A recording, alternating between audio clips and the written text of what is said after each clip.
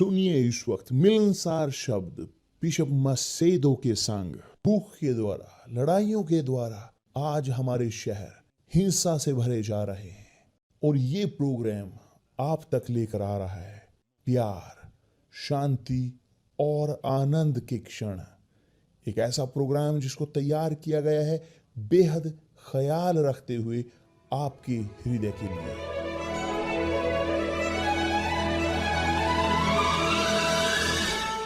और अब आपके साथ मिलनसार शब्द बिशप मसेदो के।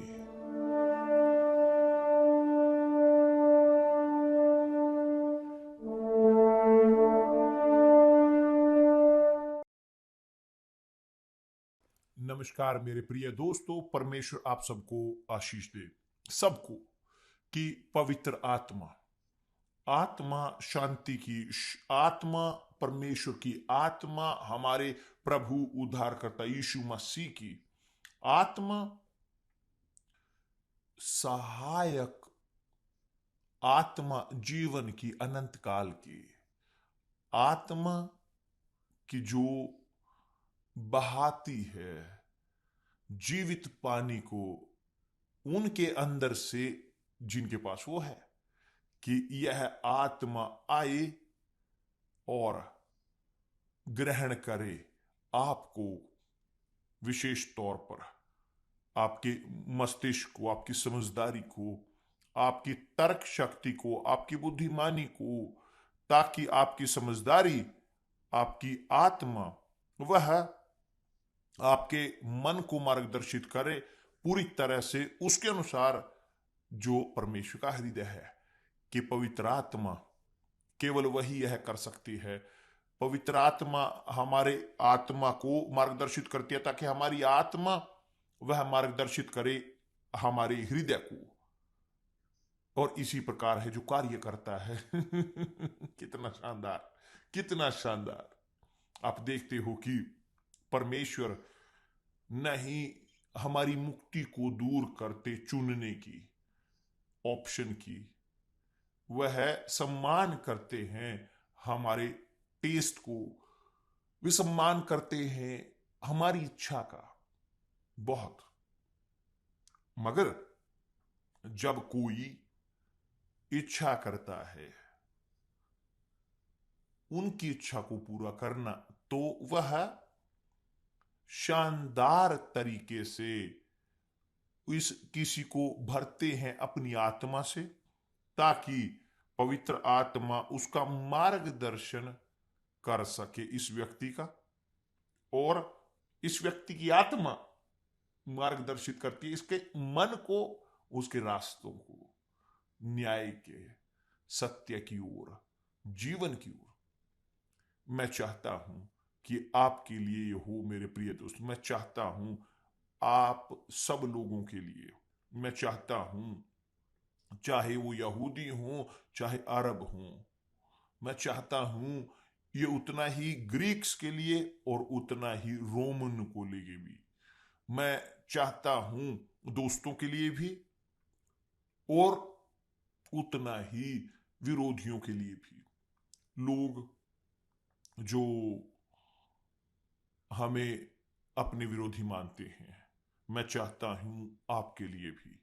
और इसी कारण हम इस्तेमाल करते हैं यहां इस साधन को, कम्युनिकेशन को, बात करने के लिए सब लोगों के साथ। मगर क्या बोलें कि जो मैं सोचता हूं, जो मैं चाहता हूं, जो मैं इच्छा रखता हूं, नहीं, मैं चाहता हूं वो बोलना कि जो लिखा है, केवल दोहराते हुए, तुरही बजाते हुए, चीखते हुए, कि चारों ओर से हवा को, कि जो परमेश्वर कहा है अपने शब्दों में, और आवाज परमेश्वर की, जैसे भजन संहिता 29 में, वो शक्तिशाली है।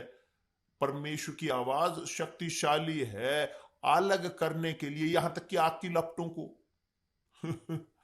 कितना अधिक उनको कि जो उनसे प्रेम करते हैं, जो चाहते हैं उनकी इच्छा को।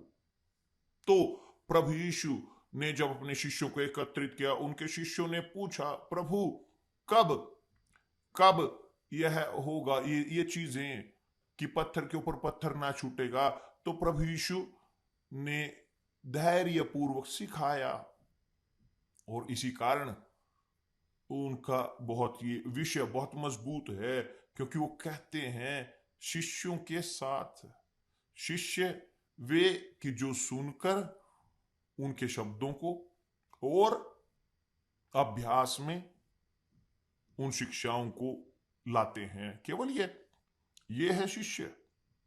तो यदि आप शिष्य हो, शिष्या हमारे प्रभु यीशु मसीह के, तो आप सुन रहे हैं कि, क्योंकि मैं यहां पर उनकी बाइबल में लिखा है, आपकी बाइबल में लिखा है, पढ़ें कौन सी बाइबल आप इस्तेमाल कर, कहते हो तो इस्तेमाल करें उस बाइबल को। बाइबल जो आप इस्तेमाल करते हो इवेंजलिकल, तो पढ़ें, चाहे मेथोडिस्ट है, बैप्टिस्ट है, बाइबल पढ़ें। देखिए यहां पर कल हमने कहा था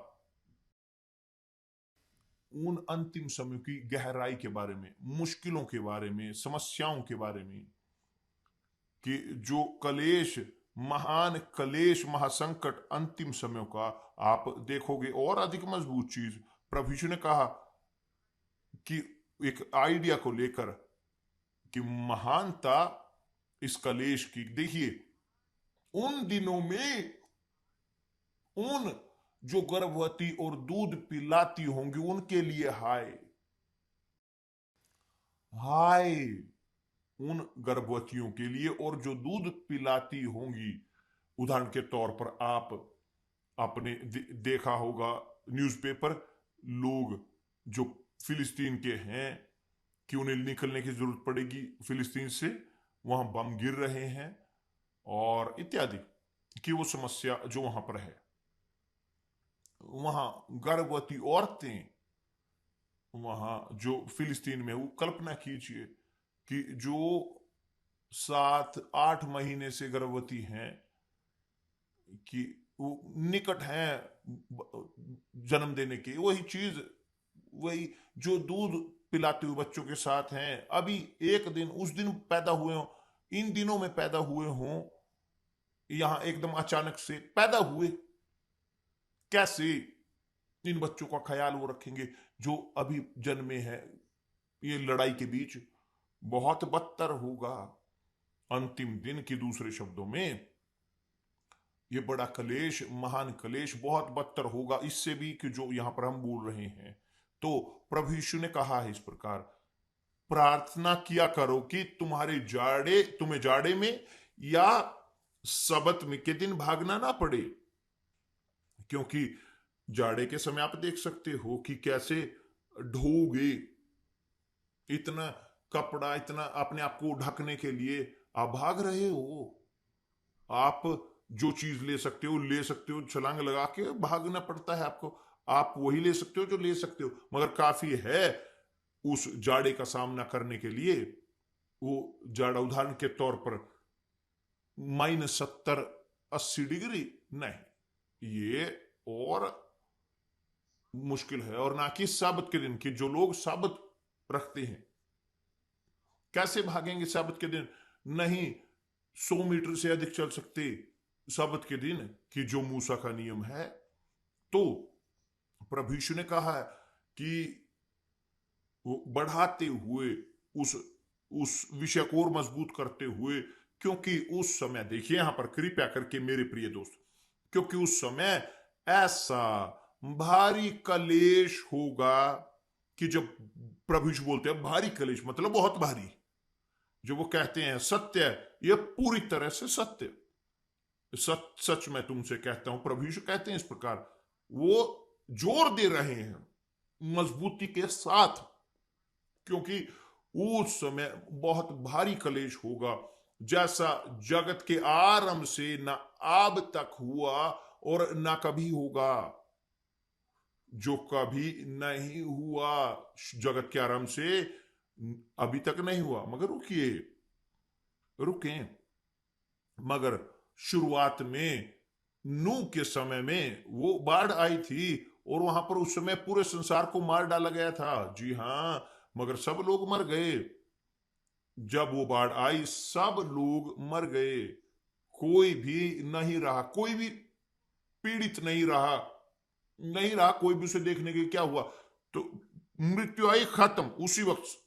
मगर यहां कि जो भारी कलेश इतना बड़ा होगा, कलेश कि लोग वो मरेंगे नहीं एकदम से, वे दुख झेलेंगे परिणामों को,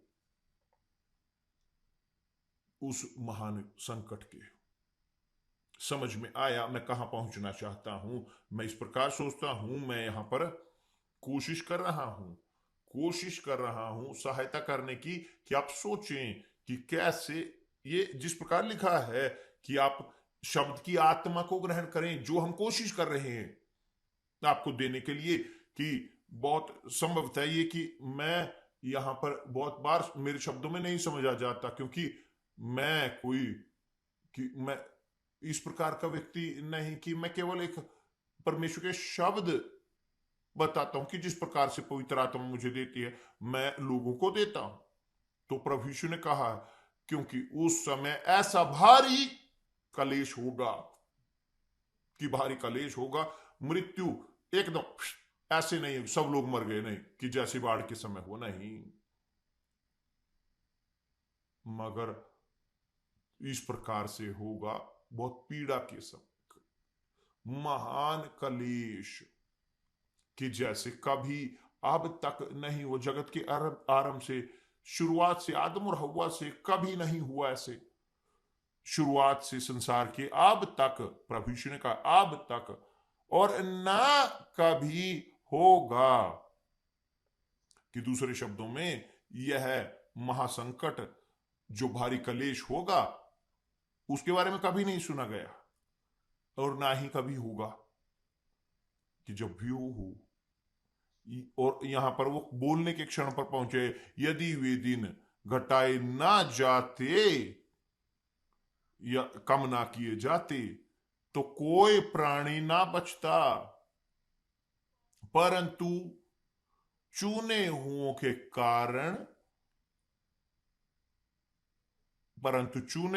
कारण वे दिन घटाए जाएंगे। कि दूसरे शब्दों में मैं इस प्रकार सोचता हूं, मुझे विश्वास है, मैं इस प्रकार देखता हूं, मैं इंटरप्रेट इस प्रकार करता हूं, प्रभु यीशु आएंगे, अपनी चर्च को लेकर जाएंगे, खत्म उसी वक्त।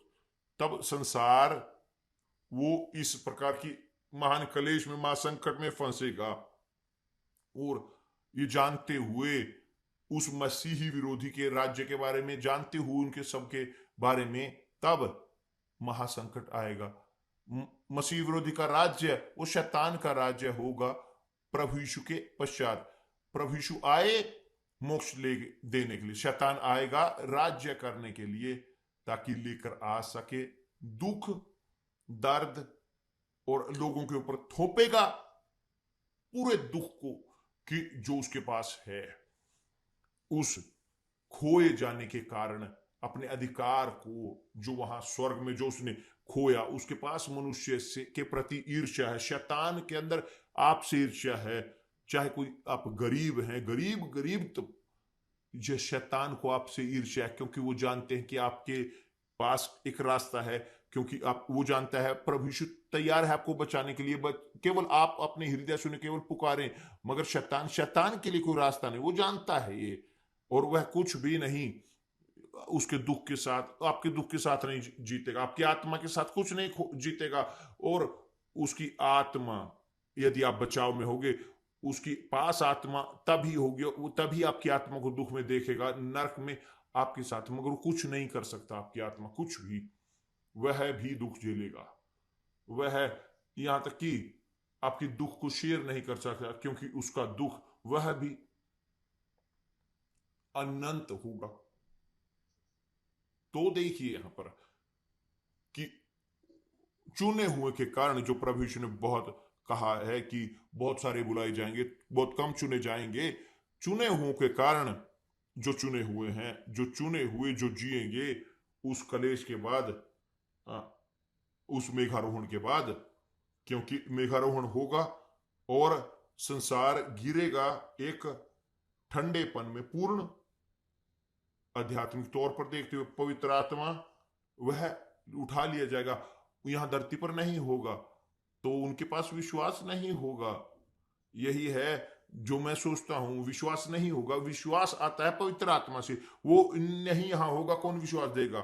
मगर लोगों के पास जानकारी होगी, बहुतों के पास जानकारी होगी, जो चुने हुए होंगे उनके पास जानकारी होगी विवेक मोक्ष का, उसके बारे में, और वो खोजेंगे इस मोक्ष को, तो वे बचाव में होंगे।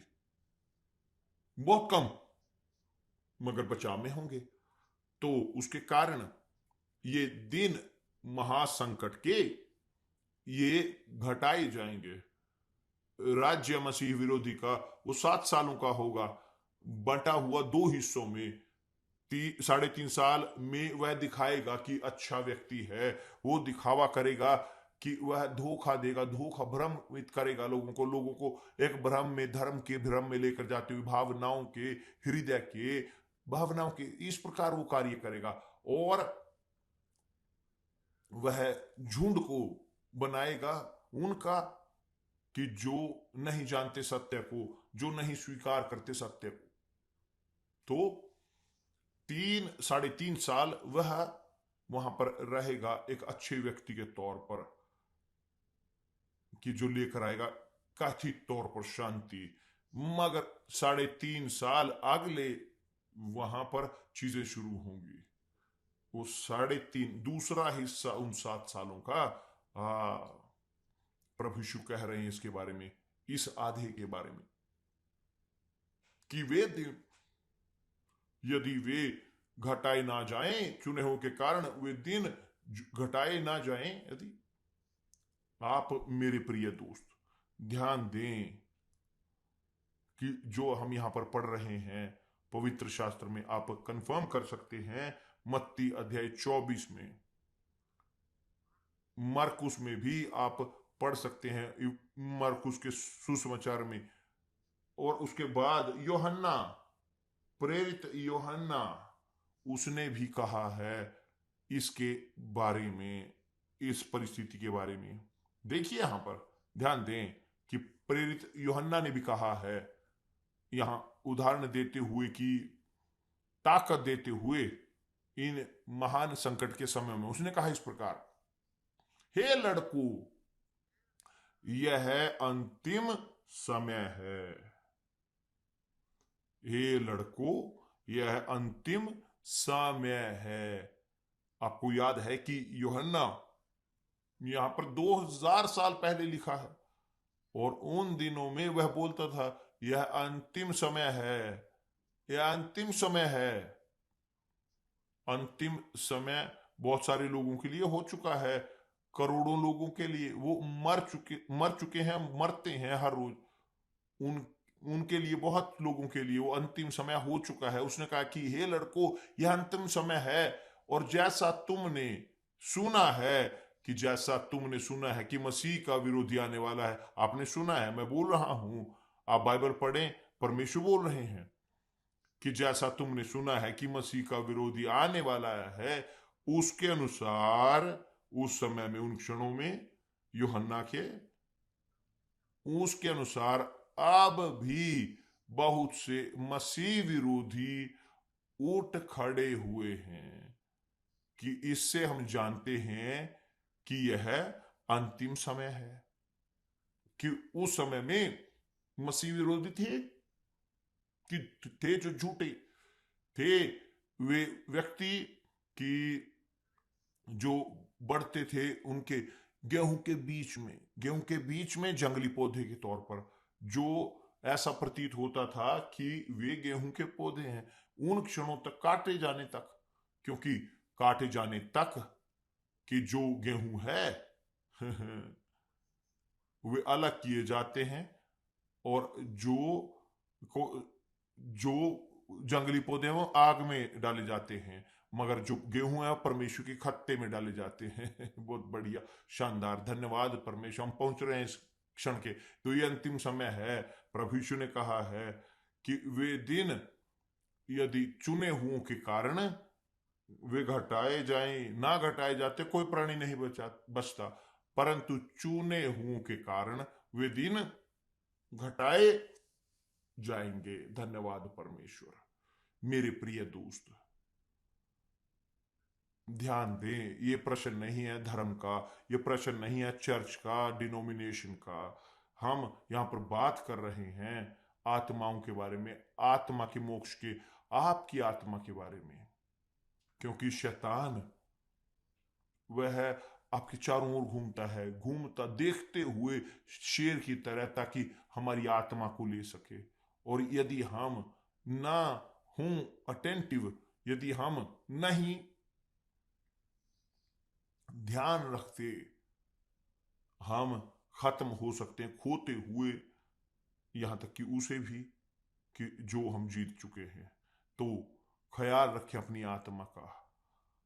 प्रेरित पौलुस ने भी कहा है वहां पर शब्द कि हमें जो समझाते हैं कि हम बचाव में हैं, बचाव में हैं और रहेंगे बचाव में, यदि बरकरार रहें अंत समय तक। प्रभु यीशु ने भी ये कहा है अपने पत्र में, जो प्रकाशित वाक्य के पत्र हैं चर्चों को, उसने कहा है विजेता के बारे में, विजेता वो है कि जो लड़ता है और जीतता है, अपने खुद को जो जीतता है, अपनी इच्छाओं को जीतता है और इच्छा को पूरी करता है परमेश्वर की, जीतता है अपने हृदय को और इच्छा को पूरा करता है परमेश्वर के हृदय की। परमेश्वर आप सबको आशीष दे।